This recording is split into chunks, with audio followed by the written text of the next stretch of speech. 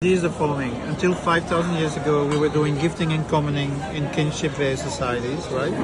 Then we moved to civilization, which scales up, but through markets and states, right? And I think this is ending. So, because markets and states are extractive institutions, they compete with each other. They don't have a holistic view, and we are moving now to what I believe are peer-to-peer forms of coordination with commons. The commons has always been the counter-cyclical institution. So when you go up, markets and states function well, then you have it, and commons degrade, peak. When markets and states are in the descending cycle, the commons come back because people go back to their local region and they want to preserve nature for their children, and so they change the rules. Especially in dark ages.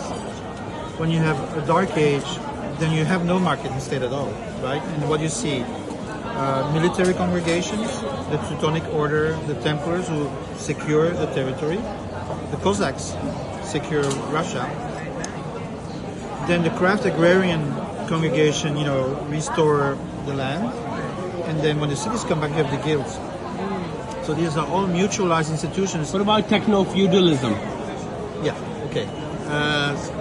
So what's happening now is that we have a global crisis, and we cannot solve it purely locally. So what we need to do is, first of all, relocalization. That serves 2/3 of matter and energy. And then mutualization. So if you, let's say cars, you can have shared cars in a neighborhood. You keep point-to-point transportation, but every shared car replaces 9 to 13 cars.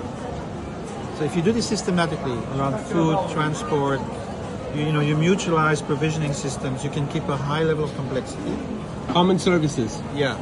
And the internet allows us to do this, so it brings down the coordination of complex systems. And I think the new form of organization, I call it the fourth sector, is networks with commons. So what's a DAO? A DAO is a system that allows market dynamics, public authorities, NGOs, and permissionless contributions in a higher level of integration.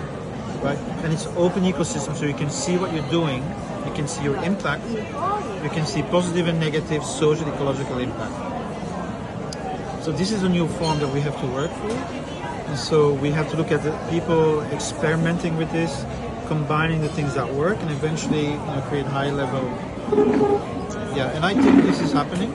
Will the existing powers in the hegemony of, let's say, oil and gas allow this? I think they will have to.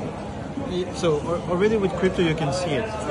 So crypto, despite all the critique that you can have on it, it's based on open ecosystems. It's based on alignment of multiple stakeholders, and they fund their own common infrastructure without the state. This is amazing. They fund public goods, their own public goods. That was never happened before, and at scale, right? So now you have $3 trillion floating around. And it's like arbitrage between nation states, right? So this is already meaning that, like El Salvador is very interested in having crypto coming there, and Honduras is very interested in coming there. So you can already see how these things start. So the new thing today is trans-local self-organization. We never had it. We had local self-organization and global hierarchy, right? Now we have global self-organization, right? And we can have thermodynamic accounting, contributive accounting, so we can do what's called context-based sustainability. Like everyone can see in their own environment, like what they can and cannot do in terms of the environment. But for that we need institutions that can police this, and these have to be commons-based institutions, because market states cannot do it. Carbon markets don't work, carbon taxation doesn't work. We need people to basically be strong enough to impose these limits.